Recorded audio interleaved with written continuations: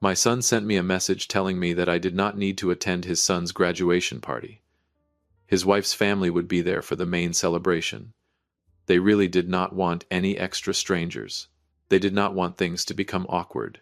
It seems I have become an outsider. I am no longer part of this family. Something else matters more than the love I have for my grandson. Or more precisely, he no longer sees me as his father or as his child's grandfather. I know his intention is not simply about a party. I will make everything clear so they understand that I am still very sharp. I sat in my SUV at the end of the street. On the passenger seat was the gift I prepared for Baird, a vintage Omega watch. I had planned to give it to him after his high school graduation ceremony. Then the phone on the dashboard lit up. A notification from Andrew. I read the message 5 times. Every word felt like a dull surgical blade cutting slowly into my skin. A stranger, awkward. My chest tightened. A pain I knew very well was not a heart condition. My own son said these words with his own mouth. Thousands of questions flooded my mind. Thousands of excuses I tried to make for him. But I could not hide the trembling of my hands or the tightening in my chest. I looked at the house in front of me. The roof had just been replaced with my money. I looked at the kitchen where Amelia was preparing the party. That kitchen cost me $65,000 to renovate the way she wanted. I looked at the backyard where Baird was laughing. His private school tuition is $82,000, and I have written the check every semester. A stranger. I am the man who paid for every luxury breath in their lives. Yet to them I am just an old piece of furniture that needs to be stored away so their important guests will not feel uncomfortable. I looked at the photo of my grandson Baird, printed on the invitation. He is the only reason I endured the coldness of my daughter-in-law and the weakness of my son for 10 years. But this time the line has been crossed. In medicine, when a part of the body becomes necrotic, trying to save it only spreads poison into the bloodstream. The only way to survive is to cut it off. I rolled down the window. Cold air rushed in. My heartbeat became strangely steady. It was the calm of a surgeon before a major operation. Andrew thinks he politely asked me to leave. He does not understand that he has just signed the death sentence for his parasitic lifestyle. Welcome back to Dad's Real Life Revenge. My name is Robert Caldwell. I am 68 years old. I spent 31 years of my life in operating rooms as a cardiovascular surgeon. I have held thousands of beating hearts in my hands. I have seen life and death separated by a single surgical thread. Now, I am enduring a pain deeper than the physical pain of my patients. Yet I remain strangely calm. If you can please give a like and subscribe so I can get through this pain. I did not drive home immediately. I pulled over to the side of the road and looked at the clock. Exactly 16 minutes of silence. 16 minutes to separate the emotions of a father from the logic of a man who has spent his entire life making life and death decisions. In an operating room, when a blood vessel becomes blocked, you do not sit there hoping. You cut it out or reroute it. Sentiment has no place in surgery, and after that message it no longer has a place in my wallet either. For many years I played the role of a generous father. I watered the tree named Andrew far too much. I believed that providing money would give him an easier life than the one I had in the past. But I was wrong. I had unintentionally created an ungrateful monster. He and his wife Amelia treat my money as something they are entitled to. They accepted $65,000 to renovate their kitchen, yet they could not offer me a seat at their dining table. They accepted tuition payments for Baird, yet they see me as a burden that embarrasses them in front of their in-laws. I sat in the car and took a deep breath. The scent of the leather seats mixed with the faint trace of Martha's old perfume, my late wife. If Martha were still alive, how heartbroken would she be to see her only son treating his father this way? At that moment I truly realized something. People who are forced to live alone always carry a heavier discomfort than those whose lives remain balanced, those who still have both husband and wife by their side. But I did not allow myself to drown in that pain for long. Pain is a kind of toxin. It clouds judgment. I needed a cold mind. I needed absolute precision. Andrew believes I am just a retired old man who signs checks. He forgot that long before I became a father, I was a specialist who handled the most critical cases. I know how to find the weak point in a system and shut it down with a single precise cut. The phone in my hand is no longer a communication device. It is a scalpel, and Andrew's family is the surgery I must perform to save my own dignity. From this moment forward, the Robert Caldwell they once knew no longer exists. The man sitting here now is a doctor preparing to remove a malignant tumor. That tumor is called exploitation. The moment that message appeared on my screen, their game did not end. But it changed, and I made a decision.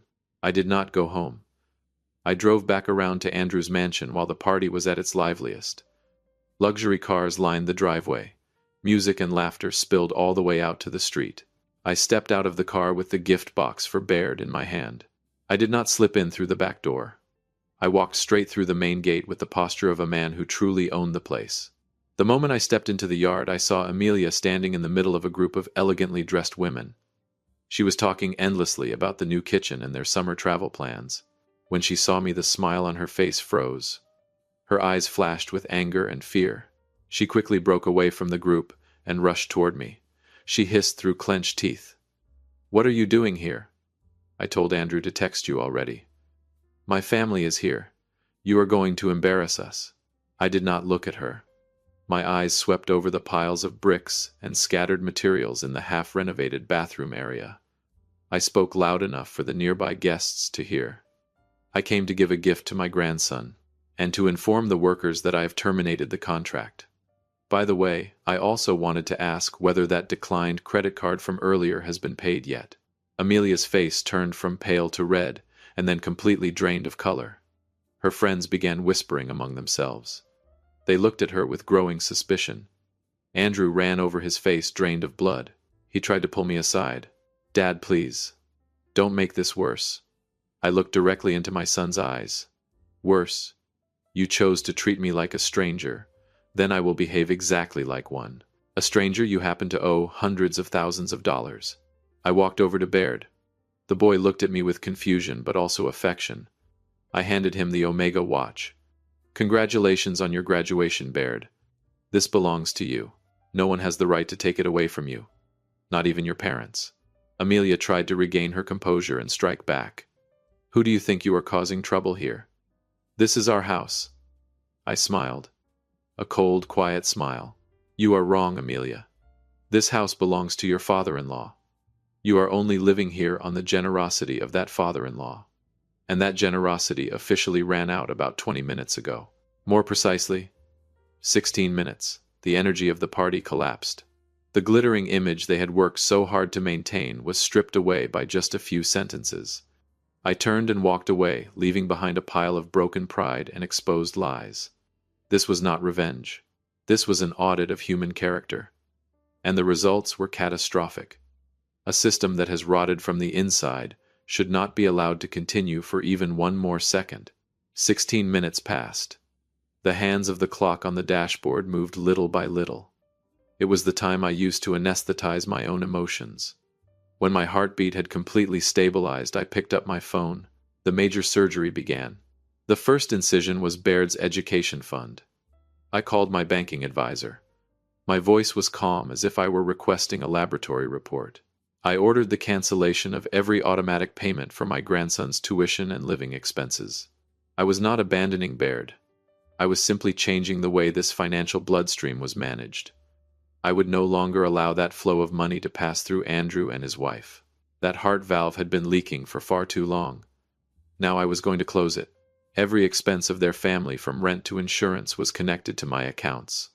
I disconnected them all. Each cancellation notification that appeared felt like another artery being clamped shut. I could almost picture Andrew's face when the payment apps on his phone began showing error messages. But that was only the beginning. The higher level of intervention was reserved for my daughter-in-law. I called the contractor who was working on the luxurious bathroom renovation at their house. It was her dream project. She wanted a spa-like space with imported marble. I spoke to the contractor in a firm voice. "Stop all construction immediately. No exceptions. I will pay for the work completed up to today. But from this moment forward, I will not spend another dollar." The contractor hesitated and asked about finishing the project. I answered coldly, "Leave the house exactly as it is, surrounded by piles of bricks and materials. If they want a luxury bathroom, they can find a new sponsor." Amelia wanted me to disappear from my grandson's graduation party because she was afraid of embarrassment. Then I would let her experience real embarrassment. When her guests arrived and saw the mess in the middle of the house, when the construction workers packed up their tools and walked away right in front of her friends, I felt a strange satisfaction. It was the same feeling you get when you remove a malignant tumor completely from a patient's body. There will be pain. There will be chaos. But it is necessary to save what remains. What I did was not blind revenge. It was the correction of a broken system. I had fed them too much nourishment, and they had used that nourishment to poison my self-respect. Now the financial blood flow had stopped. The parasitic cells would begin to feel the shortage. They would struggle. They would scream. But I was ready. I looked into the rearview mirror. There was no hesitation left in my eyes. I started the engine and slowly drove away. Behind me, the house was still full of music and party noise. They still did not know the power had been cut. They were still dancing on a sinking ship. In medicine, we call this shock therapy. To revive a stopped heart, sometimes you must deliver a powerful electric charge. Andrew and Baird needed to wake up, and I was the man holding the defibrillator. The surgery had only begun with its first incisions. The most dramatic parts were still ahead. I had already prepared the medical files and the financial evidence. I knew they would not sit quietly, but they had forgotten one important thing. I was the chief surgeon, and in this operating room, I was the one who held the power over life and death. Less than 2 hours after I left that street, my phone began vibrating like crazy. It was Andrew. I let it ring until the third time before answering. On the other end was not the voice of a son speaking to his father. It was the screaming of a man who had just been cut off from his oxygen supply. Andrew shouted into the phone, "What the hell did you do? The construction workers just packed up and left in the middle of the party. Everyone is looking at us like we are scammers. Amelia's credit card was declined when she tried to pay for the cake. You did all this because of one message about a party." I took a slow breath. My voice remained steady like a doctor delivering bad news. "No, Andrew. I did not do it because of the party. I did it because I am a stranger. And strangers do not owe each other obligations or affection. More importantly, I would not want you and your wife to feel uncomfortable." He went silent for a second, ignoring what I had said, then started raising his voice again like he often did. "You cannot do this. You promised to take care of Baird. You promised to help us finish the house." You, I answered firmly. "That promise was built on respect. I made that promise when I was still your father and Baird's grandfather. But when you decided that I was a stranger who was not worthy of sitting at the same table with your important guests, that promise expired. I am also a human being. I have feelings. I know happiness and sadness. At the very least, I deserve that much. And I am not an ATM machine without a password. I gave everything to you and your family. But I underestimated the greed, the selfishness of your wife, and your own weakness. Your wife does not only want money, she wants complete control over your life and mine. And even now, I can still hear her voice in the background of that call saying, 'Tell him we will call the police.' And indeed, 2 days later, I heard a knock on my door. But it was not the police. It was an investigator from Adult Protective Services. Amelia had filed a report claiming that I was showing signs of cognitive decline. She accused me of making erratic financial decisions and said I was no longer capable of managing my own assets. What do you think about my daughter-in-law's decision? Is it her way of seeking justice, or is it simply an attempt to seize the property of an old man? Leave a comment below and let me know if you share the same thoughts I have right now. I knew it was a cunning scheme. If they could prove that I was mentally unstable, they could freeze my assets. They could become my legal guardians. And at that point, everything I had built over a lifetime would fall directly into their hands. Amelia thought she had found the weakness of a man over 70 years old. She thought that my living alone in a large house after Martha passed away proved that I was lonely and vulnerable. But she underestimated this old father. I invited the investigator to sit at my desk. On it, I had already placed a perfectly prepared file. It contained the results of my routine mental health examination from just last month. Alongside it were financial reports organized clearly and transparently. I said to the investigator, "I understand your job, and I am more than willing to cooperate. It seems my daughter-in-law is very concerned about my health after I decided to stop financing their luxurious lifestyle. The investigator looked through the numbers and my medical certifications. He looked into my eyes and saw the sharpness still there. I could clearly see the confusion and even the contempt he felt toward the person who had filed the report. Amelia had tried to use a legal system she had never even bothered to read to chain the legs of a lion. And that was the moment she unknowingly opened the door to a war she had absolutely no chance of winning. My counterattack would no longer stop at cutting off financial support. It was about to go much further. The courthouse on a day of relentless rain. I stood in front of the mirror and tightened my dark blue silk tie. This was the suit I had worn on the 40th anniversary of my marriage with Martha. It reminded me why I was standing here. Not to fight over money, but to protect the honor we had built together over a lifetime. I walked into the courtroom with the posture of a chief surgeon entering a high-level medical consultation. Across from me sat Andrew and Amelia. Andrew could not look me in the eye. He kept his head lowered over a pile of papers. Amelia was different. She sat upright with a carefully crafted, confident smile. Beside them was Gerald Sims, a cheap lawyer who specialized in messy family disputes. Courtroom number 4 that day was thick with tension. It reminded me of consultations before complex heart transplant surgeries, when even the smallest mistake could lead to catastrophic consequences. I sat on the left side, my back perfectly straight, wearing the suit from my anniversary with Martha. I could feel Amelia's eyes burning into my back. She still looked elegant, but the way her hands were tightly clasped together betrayed her anxiety. Gerald Sims, my son's lawyer, began with a dramatic speech. He tried to paint the picture of a confused old father, a man who had become emotionally unstable after losing his wife and living alone. He claimed that I had promised to transfer the house to my son as an early inheritance. He insisted that my sudden decision to cut off financial support was proof of severe cognitive decline. He declared confidently before Judge Wynn, "My client wants nothing more than to protect his father's property from his father's own impulsive decisions. We have evidence of Mr. Caldwell's promise." He displayed a printed email on the large screen. In it I had clearly written, "Do not worry about the house. I will make sure it belongs to your family." Amelia believed this was the fatal point in my case. She thought I was old and had forgotten what I had written. Andrew began to sniffle softly, trying to play the role of a son betrayed by his father's broken promise. Amelia joined the performance. She pulled out a tissue and handed it to Andrew to wipe his fake tears.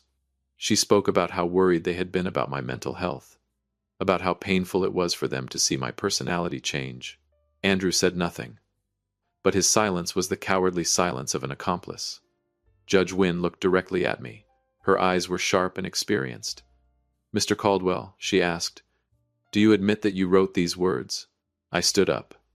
My voice rang out firm and calm. "Your Honor, I admit that I wrote those words.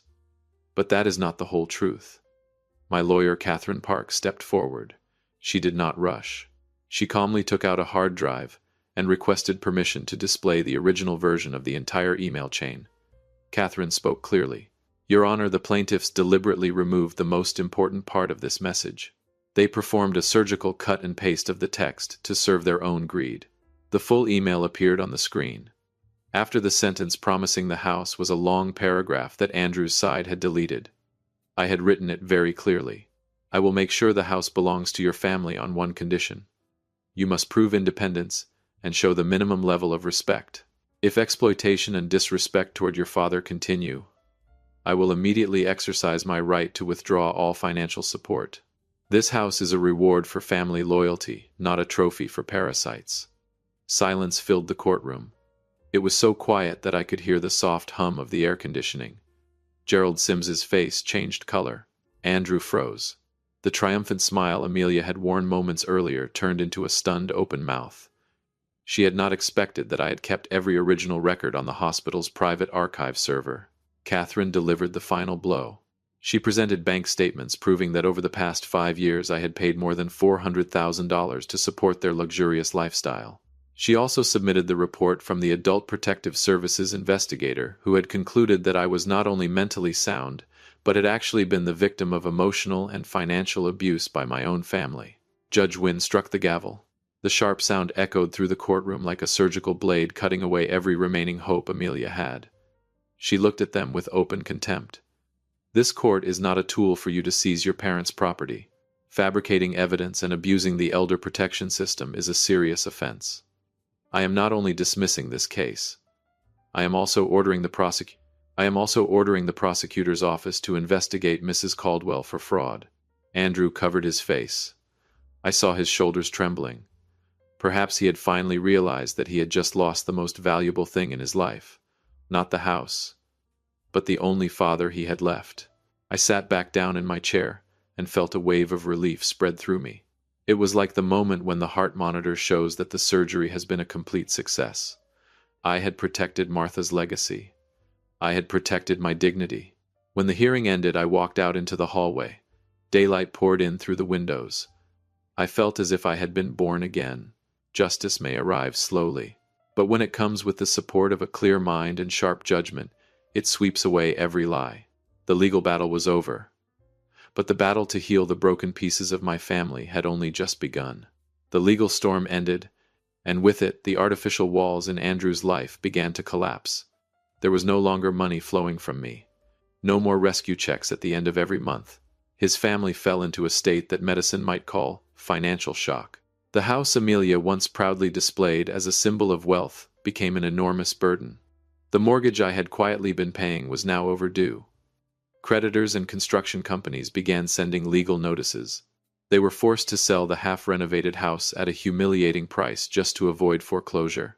I watched from a distance as they moved their belongings out of that house. There was no large moving truck, no professional movers. Only Andrew silently carrying cardboard boxes one by one into an old rented pickup truck. Amelia stood beside him. Her face no longer carried that arrogant expression. Only exhaustion and the wrinkles of constant worry remained. Silence followed for 4 months. 4 months in which I lived in the complete quiet of my old mansion. I spent my time caring for Martha's rose garden. Each diseased rose bush reminded me of how I had raised Andrew. I had watered my son too much. The instinct to overprotect had destroyed his ability to grow. One late afternoon, as the sunset painted the entire garden red, my phone vibrated. It was Andrew. His voice was hoarse. He was not shouting anymore. Instead, his words came out in broken breaths. "Dad, I'm living in a small apartment on the outskirts of the city. Amelia left and went back to her mother after we lost everything. I just got paid from my second delivery job today." I looked at that small amount of money and realized that for 20 years I lived like a parasite on your blood and sweat. "I'm sorry, Dad. I'm truly sorry." I could hear him choking back tears on the other end of the line. My heart tightened. No parent can truly stop loving their child. But this time, I did not rush to promise another check. Compassion does not mean repeating the same mistake. I answered calmly, "Andrew, that paycheck is more valuable than every $1 million I ever gave you, because it is the first proof that you are still capable of standing on your own. If you are truly ready, we will start again. Slowly, carefully. But for now, keep doing the work you are doing. Learn the things that make you stronger. Learn how to stand firmly on your own feet." I ended the call and looked up at the night sky slowly spreading above me. The most painful punishment is not poverty. It is the moment when someone realizes they traded family love for meaningless material things. Andrew had lost all his money. But perhaps for the first time in his life he was beginning to become rich in character. If you followed this story all the way to the end, please do us one small favor. Subscribe. Many people watch without doing it, and it costs you nothing. In return, when you wake up, you will always have new stories waiting for you. Stories that carry meaning and remind us what truly matters. 1 month after that phone call, Andrew stood at the gate of my house. He looked much thinner, but his eyes no longer carried the dull emptiness of a man who had lived only for comfort. He saw me kneeling on the ground, trimming the dry branches from Martha's rose bushes. I did not invite him inside right away. Instead, I handed him a pair of pruning shears. I said to him, "Do you see this, Andrew? If I do not cut away these dying branches, the entire rose bush will die from disease. Sometimes the greatest cruelty is indulgence, and the greatest kindness is firmness." We worked together in silence. The sharp clicks of the shears echoed softly in the quiet air. It was the first time in many years that we had worked side by side on something that had nothing to do with money or demands. I felt a new energy flowing between father and son. It was fragile like a blood vessel that had just been reconnected after a major surgery. I led him to the rose bush that Martha loved the most. I spoke about my own mistake. I was wrong to believe that money could build happiness for you. I turned myself into an ATM instead of being a father. My blind protection robbed you of your strength. Andrew lowered his head. His voice was quiet but steady. I understand now, Dad. When I earned my first paycheck to pay my rent, I finally felt like a real man. I do not want to return to the life I had before. I want to learn how to live in a way that is worthy of the Caldwell name. Money cannot replace respect. Do not build a family on the belief that the person who pays the bills is the most important one. Build it on understanding and boundaries. I looked up at the sky.